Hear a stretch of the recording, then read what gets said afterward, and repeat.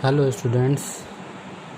Now today we are going to start our next chapter, that is data handling. Okay. So here I am going to explain this chapter according to our RBSE board. Okay. What the RBSE board needs, or what the RBSE boards give the content of our this chapter. According to that I am going to explain you this chapter. Okay. Now our first topic is that the tabular form of data.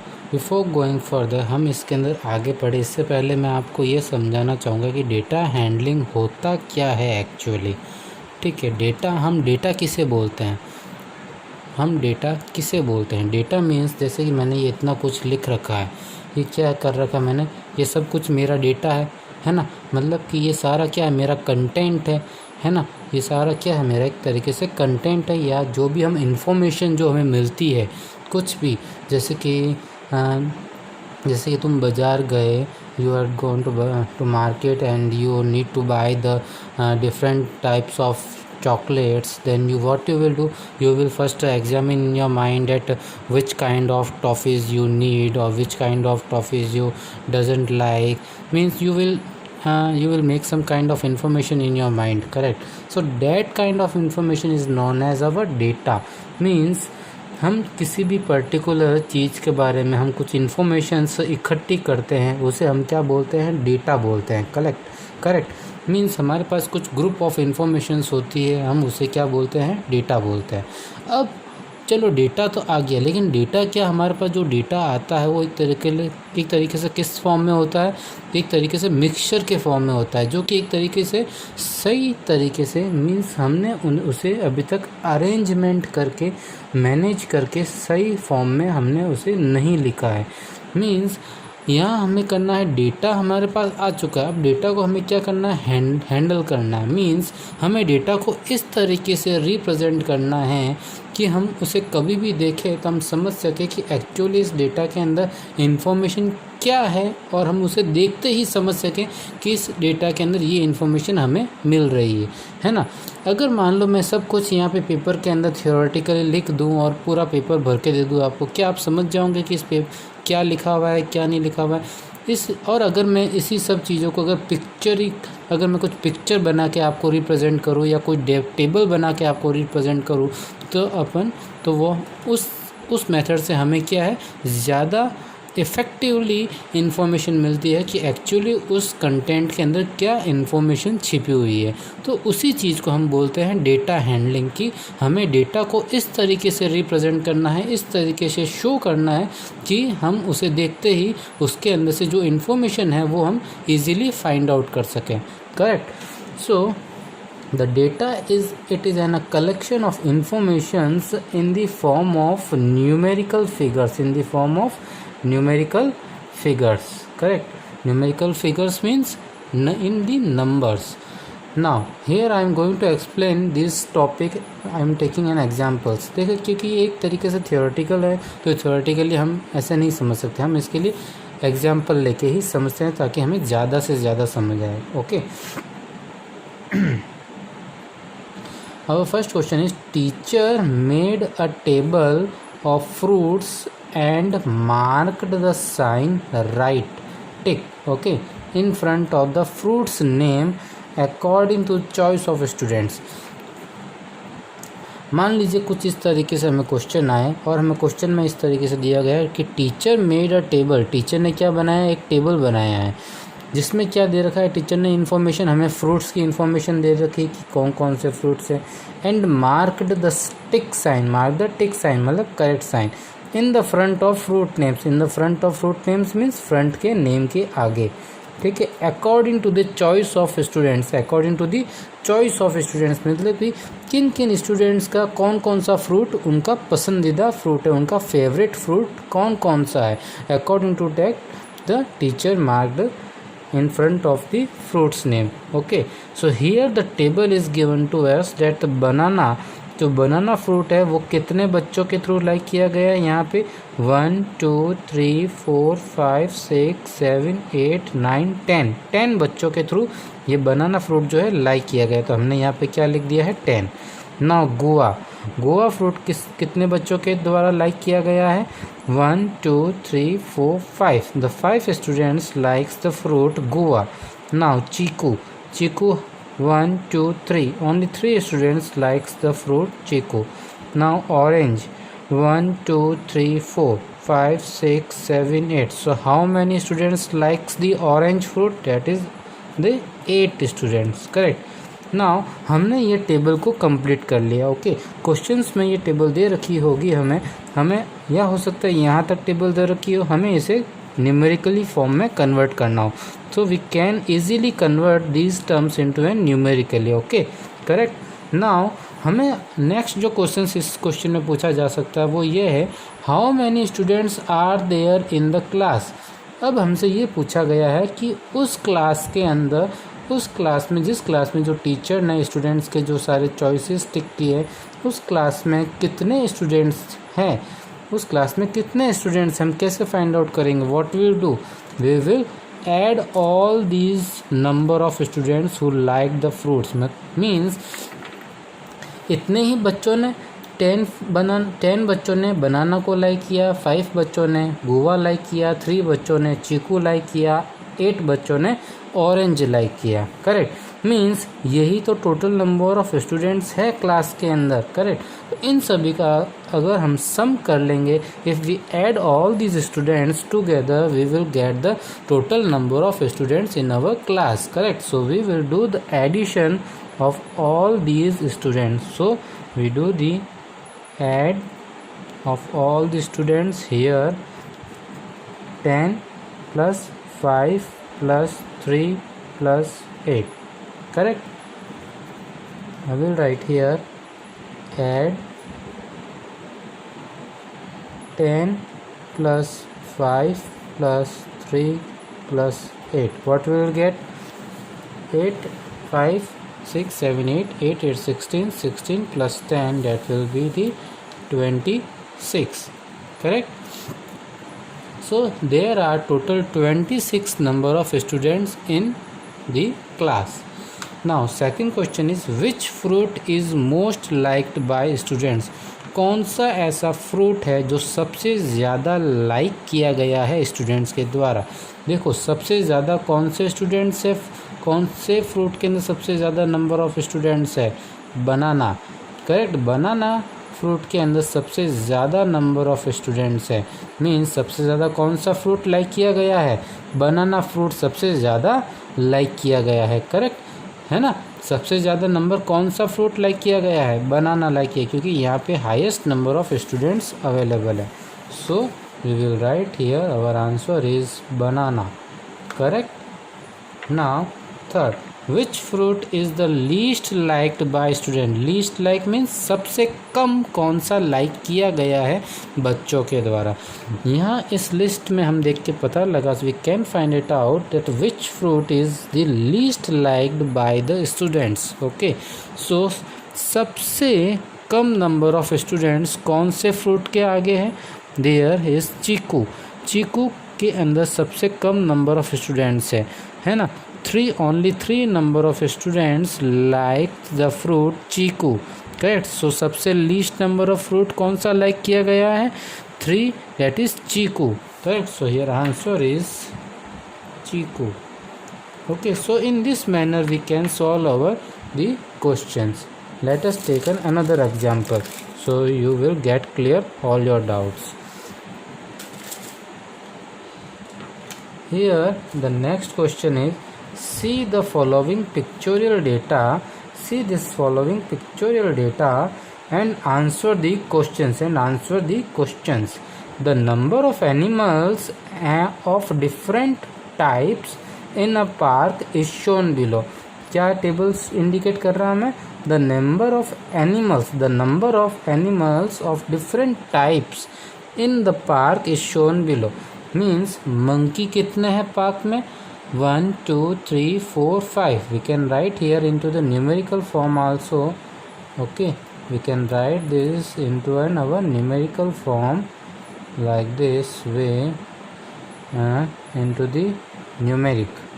Okay, we can write here numeric. Okay, so 1 2 3 4 5. How many monkeys are there? 5.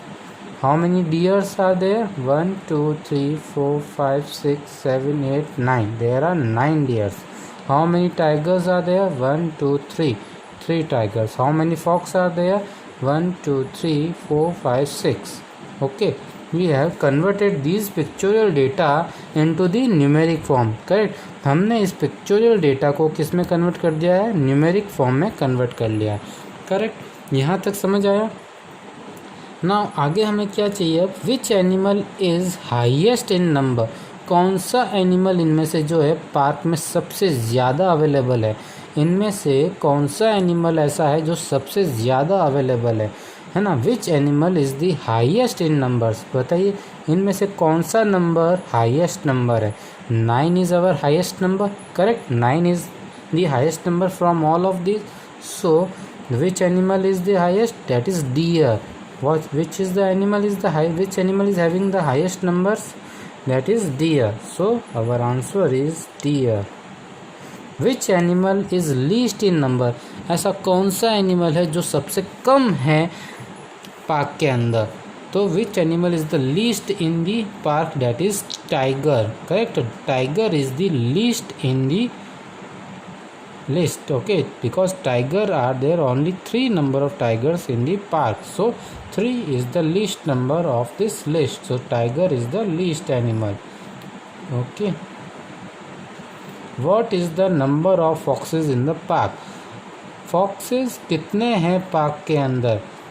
How many number of foxes are there in the park? We have already counted here 6. Fox कितने हैं park में? 6 है. So we will write here 6. What is the number of monkeys in the park? Park में कितने number of monkeys है? 1 2 3 4 5. 5 number of monkeys है park में. We will write here 5. Correct. So in this way we will solve all our data handling questions. Now our next topic is here bar graph representation. Okay, how the bar graph will be formed? Bar graph generally same thing है, just हमें उसमें क्या करना है? Scales से measure करके कुछ हमें डेटा रिप्रेजेंट करना है. Means a bar graph is an a pictorial representation of numerical facts. ये जो न्यूमेरिकल नंबर्स है इसे हमें पिक्चोरियल फॉर्म में रिप्रेजेंट करना है, यानी बार बना के. बार मीन्स लंबे लंबे जो होते हैं ना कॉलम्स टाइप, उन्हें हमें रिप्रेजेंट करके बनाना है. Facts of drawing a number of bars columns, जो कि क्या होता है? कॉलम्स ऑफ यूनिफॉर्म विड्थ, एकदम सेम विड्थ की होगी, विथ इक्वल स्पेसिंग बिटवीन, और जिनके बीच में स्पेस भी क्या होनी चाहिए? एकदम इक्वल होनी चाहिए. Correct. Like I represent this like in this way. Correct. Means कुछ इस तरीके से वो फिगर बनेगा जिसमें क्या होगा? ये एक तरीके से क्या है? ये बार है, इसे हम क्या बोलते हैं? बार बोलते हैं. जैसे कि हम किटकैट बार खाते हैं, है ना? वो क्या होती है? एक बार होती है. जैसे कि हम डेयरी मिल्क लेते हैं, वो क्या होता है? एक बार होता है ना? बार means which having a same width and same.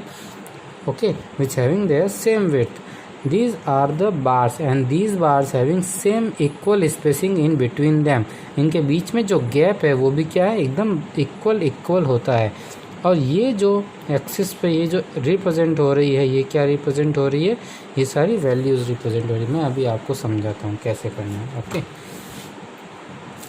Here the question is saying, our question first example is saying the table given below shows the number of students in 4 sections of class 5th. ये एक table represent की गई है जिसमें ये show कर रहा है कि कितने नंबर ऑफ स्टूडेंट्स है in the 4 sections of the class 5th के. क्लास 5th के 4 सेक्शंस में कितने कितने बच्चे अवेलेबल है. ओके, कितने कितने स्टूडेंट्स अवेलेबल है. Draw a bar graph bye selecting the suitable scale. हमें इसके लिए ड्रॉ करना है एक bar graph bye selecting the suitable scale. तो इसके लिए कुछ स्टेप्स है जो मैंने ऑलरेडी लिख रखे हैं. ये स्टेप्स आपको लिखने नहीं है, मैंने केवल समझाने के लिए लिखे हैं. Correct. I have just written down here to just to explain you. Okay, now सबसे फर्स्ट स्टेप हमारा क्या है, choose a suitable scale that is 1 centimetre equals to 5 students. Correct, हमें एक स्केल यूज़ करनी है जिसमें क्या होगा, 1 सेंटीमीटर इक्वल्स टू क्या होगा, 5 स्टूडेंट्स होंगे। Correct,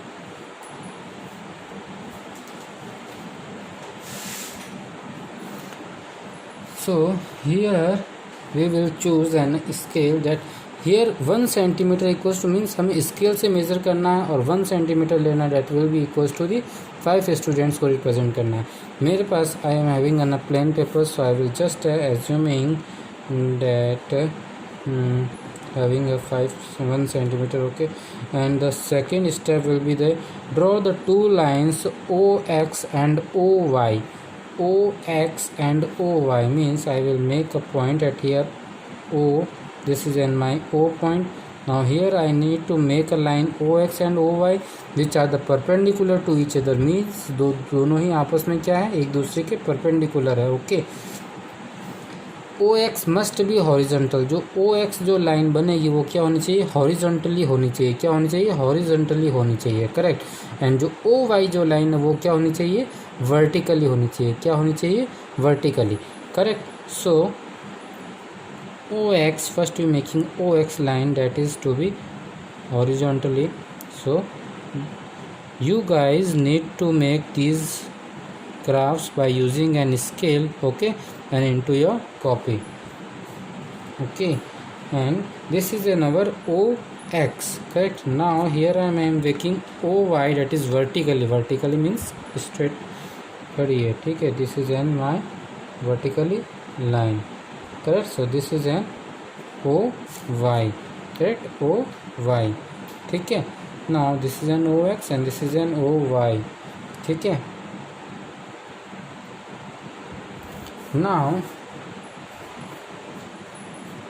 OX and OY.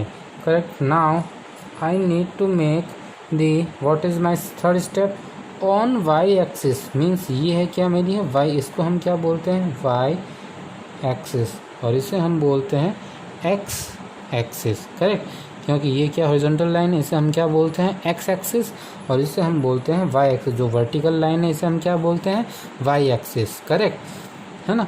Now on Y axis, हमें इस वाई एक्सिस पे equal distance of 1 centimetre each we need to represent 5, 10, 15, 20, 65।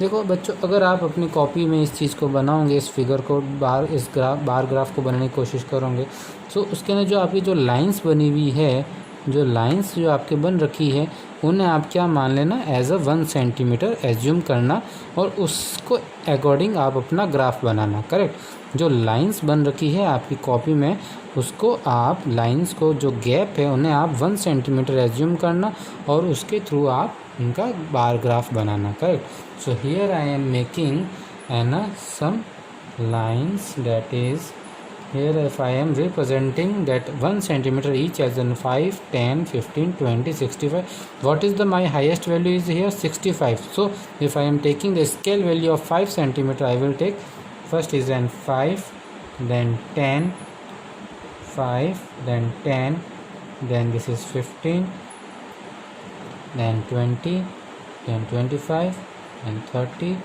35, 40, 45, 50, 55, 60, then 65. Correct, so here is in my 5, this is in my 0.05, 10, 15, 20, 25, 30, 35, 40, 45, 50, 55, then 60, and this is my 65। Right, क्योंकि मेरा highest value क्या है, 65 है, तो मुझे वहाँ तक तो स्केल बनानी ही पड़ेगी। Now here on X axis draw the points for all the sections at the distance of 2 centimetre each.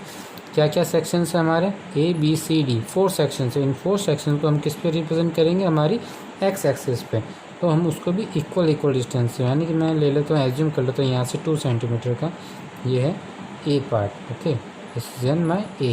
Now again here this is in my B. Now again here this is in my C. Now again here this is in my D. Correct. So This way we will make our bar graph, that is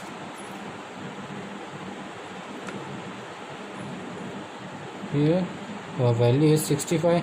a student का कितना value है? A student, A section में कितने number of students हैं? ए section में कितने number of students है? There are 65 students in our A section. So I will take this bar up to the 65. Here is my 65 value, so I will make this bar up to the 65, correct? This, and we'll make this, correct? Now B section में कितने students हैं मेरे? 50 students हैं. So I will make it up to the 50 is here. 50 is here.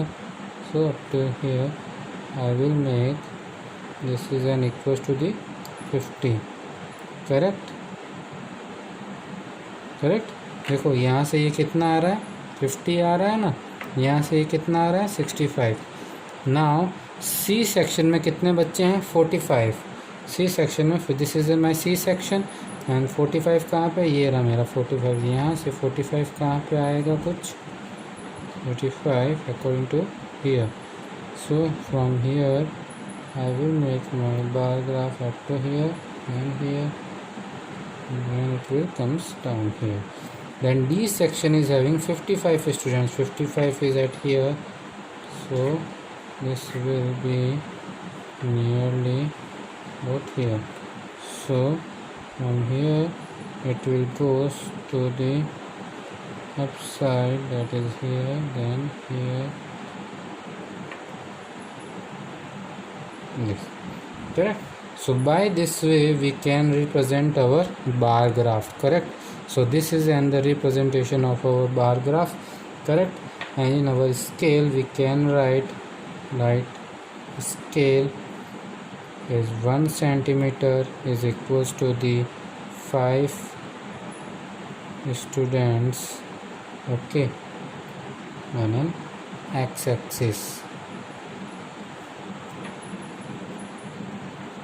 This is on y-axis, okay, and on x-axis present 2 centimeter is equals to 1 section. This is an scale representation which we can write, okay, if we are making these scales onto our graph paper, okay. So please do these all examples into your notebook with neat and clean, okay. In next video I will explain more about this data handling, okay. Thank you.